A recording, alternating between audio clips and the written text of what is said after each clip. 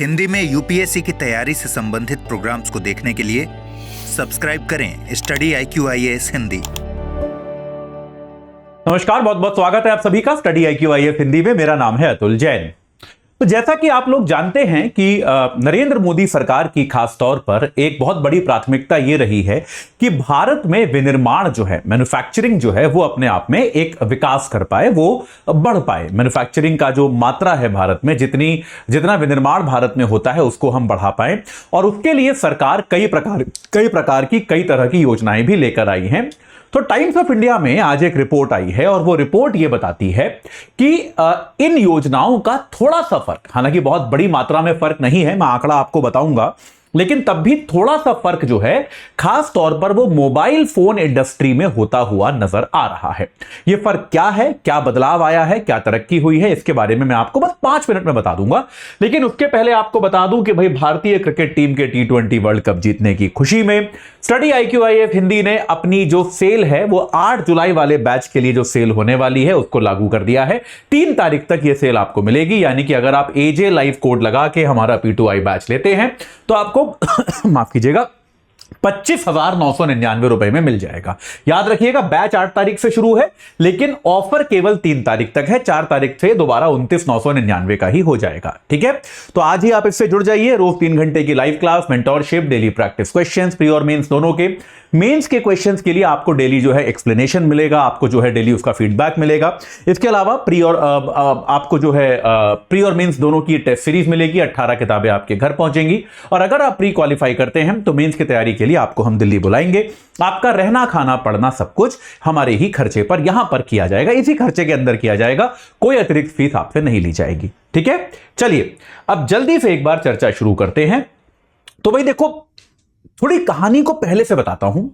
तो कोविड के बाद, या फिर हम कह दें कोविड के बाद या फिर उसके थोड़ा सा पहले भी क्या हुआ था, दुनिया जो है एक विकल्प पे काम कर रही थी चाइना के। तो एक जो स्ट्रैटेजी दुनिया ने बनाई वो क्या बनाई, उस स्ट्रैटेजी का नाम है China+1। अगर आप मेरी इकोनॉमिक्स की क्लासेस करते हैं या मेरे YouTube पे भी आप हिंदू वगैरह की क्लासेस देखते हैं तो मैंने कई बार इसका जिक्र किया है, China+1 स्ट्रैटेजी का। इसका मतलब आपको समझा देता हूं पहले। China+1 रणनीति का मतलब बेटा यह है कि देखो, दुनिया में मैन्युफैक्चरिंग में सबसे बड़ी शक्ति तो चीन है, इस बात को तो आप नकार नहीं सकते, और मतलब बहुत बड़े मार्जिन से बड़ी शक्ति है।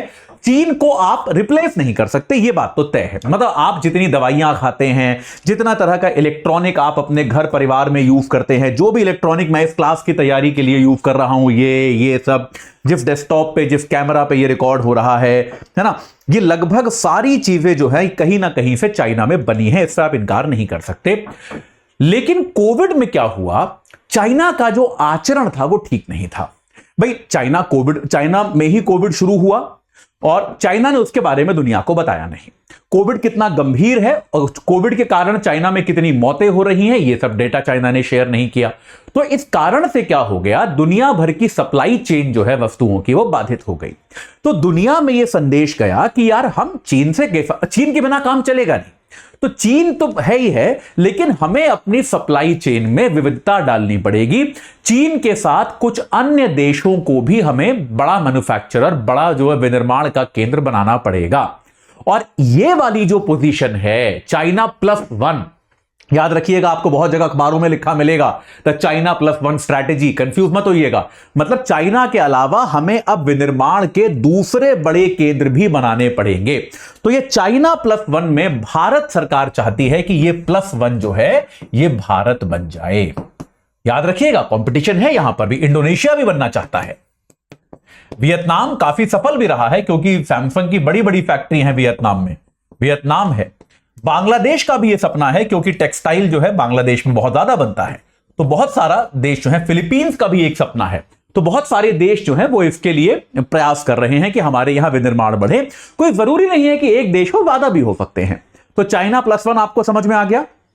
तो अब क्या हुआ है, भारत सरकार ने, आप जैसा कि आप जानते हैं, प्रोडक्शन लिंक्ड इंसेंटिव पीएलआई योजना जो है भारत सरकार ने शुरू की थी, जिसमें क्या था, बड़े बड़े उद्योगों को यह इंसेंटिव दिया गया था कि आप भारत में अपना उत्पादन करिए और बढ़ाइए, आपको हम छूट देंगे, आपको हम इंसेंटिव देंगे।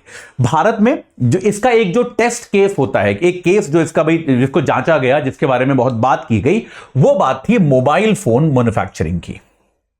ये बात तो हम जानते हैं कि भारत सरकार ने मोबाइल फोन मैन्युफैक्चरर भारत में आए दुनिया भर के, इसके लिए भारत सरकार ने भरपूर प्रयास किए और उसका परिणाम हमने देखा भी कि भाई एप्पल ने अपनी फैक्ट्रीज भारत में खोलने की बात कही है। बड़े बड़े जो एप्पल के निर्माता हैं, एप्पल फोन्स के, जैसे एप्पल फोन के आप देखेंगे 3 निर्माता मेरे को यहां पर हैं। एक फॉक्सकॉन है,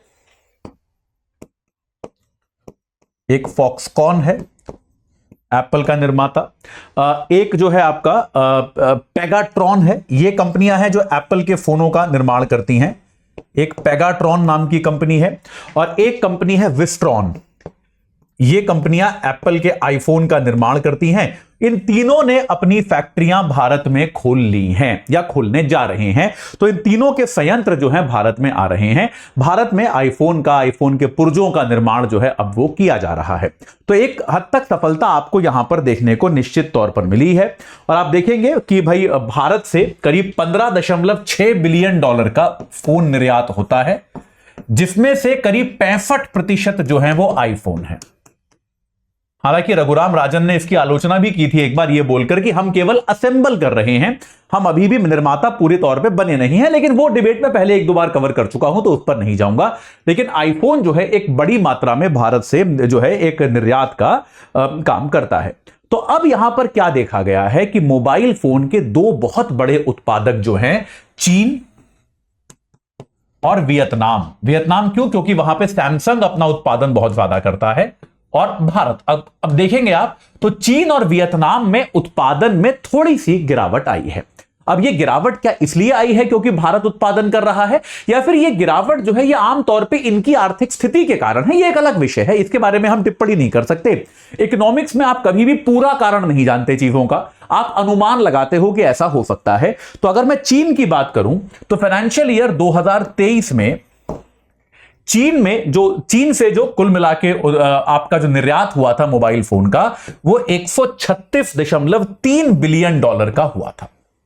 ठीक है, और 2024 में उसमें थोड़ी सी करीब 2.5% के आसपास की गिरावट आ गई और ये 132.5 बिलियन डॉलर का हो गया। समझ में आ गया? तो आपको दिख रहा है करीब करीब कितना हो गया, 3.8 बिलियन डॉलर की गिरावट आपको चीन में देखने को मिलती है। वहीं अगर मैं बात करूं वियतनाम की, तो वियतनाम में 2023 में था 31.9 बिलियन डॉलर, जो कि अब गिर के कितना हो गया है, 26.27 बिलियन डॉलर।